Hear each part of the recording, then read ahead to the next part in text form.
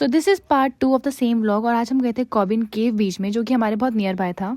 यहाँ पे नेट लगाया तो हम we can play. Hello,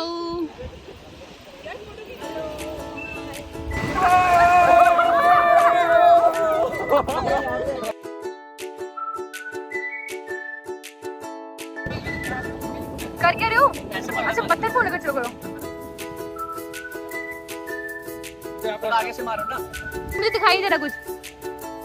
guys यहाँ पहुँच तो गए, हमें आधे घंटे का टाइम दे रखा है और उसके बाद हम आधे घंटे बाद निकलने वाले हैं काला पानी में। उसके बाद को दिखाएंगे भाई। गाइस अब हम आ चुके हैं काला पानी और सारे मेरे पीछे है और हम इसमें चल के आए। इससे पहले हम बीच में गए थे जो आपको दिख जाएगा देखने को। बाकी सारे ये है जहाँ से हमें एंट्री लेनी है। कुछ बोलना चाहोगे? काला पानी आया। काला पानी आया, यस। तो हमने यहाँ पर टिकट ले लिया। So this is cellular jail museum, जो सेल्यूलर जेल नेशनल मेमोरियल के आउटर ब्लॉक में बना हुआ है। एक ऐसी जगह है जहाँ पे इंडिया के फ्रीडम स्ट्रगल को फील किया जा सकता है। जेल के अंदर जाने से पहले ये म्यूज़ियम विजिटर को मेंटली उस हिस्ट्री के लिए प्रिपेयर करता है जो आगे देखने वाली होती है। और गाइस ये है जो पूरा हमारा काला पानी का जेल था, वो यही है।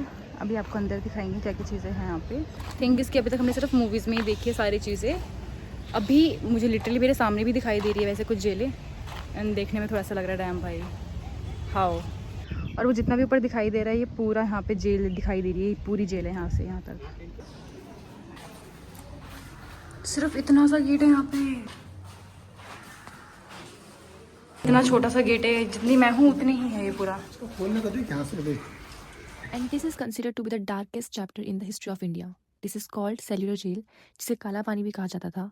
और हमने ये चीज़ें सिर्फ बुक्स में पढ़ी है, बट यहाँ की ये सारी चीज़ें महसूस करना, ये सारी चीज़ें अपने आंखों के सामने देखना, एंड इट्स एक्चुअल में बहुत छोटा था ये चीज़। मतलब यहाँ पे दिन के टाइम पे भी बहुत ज़्यादा अंधेरा सा लगता था जेल के अंदर। सिर्फ एक टाइम पे ही यहाँ पे लाइट आ पा रही थी। एंड ये जो शेल आपको दिखाई दे रहे हैं ये पूरे यहाँ पे 669 है। And there are 7 wings. और वीर सावरकर जी की शेल थी जो ऊपर थी। और वीर सावरकर जी का जो जेल था वो भी ऐसे पता लगाया गया था क्योंकि उन्होंने अपनी बुक में मेंशन किया था कि उन्होंने अपनी दीवारों पे बहुत सारी पोएम लिखी है। तो बाद में जाके तब पता चलता कि ये उनकी सारी इतनी सारी जेल है। ये सारी जेल है वहाँ पे और बीच में ये चीज़ क्रिएट कर रखी है कि अब तो लोगों ने यहाँ पे पेंट कर दिया। अच्छा, उस टाइम तो सोचो कुछ भी नहीं होगा, ना लाइट होगी। अब तो फिर भी उन्होंने लाइट लगा रखी है, कुछ जेल में लाइट लगा रखी है। उस टाइम तो कुछ भी नहीं। इट्स वेरी टफ भाई, वेरी टफ। और ये शेल कुछ इस तरीके से बनाए गए थे कि कोई भी जना एक दूसरे को नहीं देख सकता, बात नहीं कर सकता।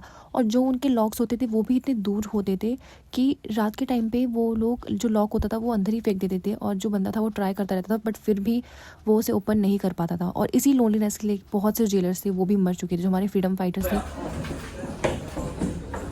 फिर यहाँ पर भी उन्होंने कुछ चीज़ें ऐसे दिखाई थी कि इस तरह से जो हमारे फ्रीडम फाइटर्स थे, जो इंडियंस थे, उन्होंने किस तरीके से काम करते थे। यहाँ पर ऑयल मिल निकालते थे इतनी मेहनत से भी, विदाउट एनी मशीन।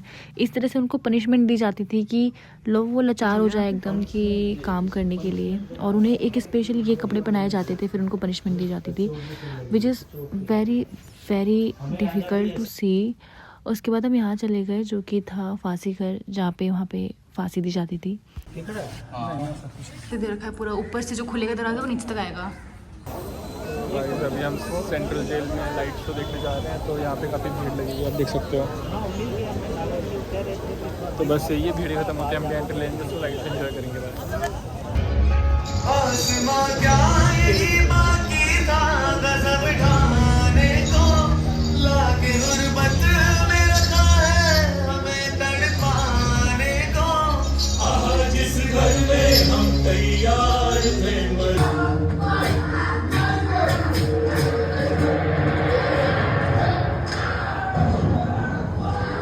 सिलसिला चल पड़ा, मगर ऐसे मामलों से जेलर बेरी और उसके अमले के रवैये में कोई खास फर्क नहीं पड़ा।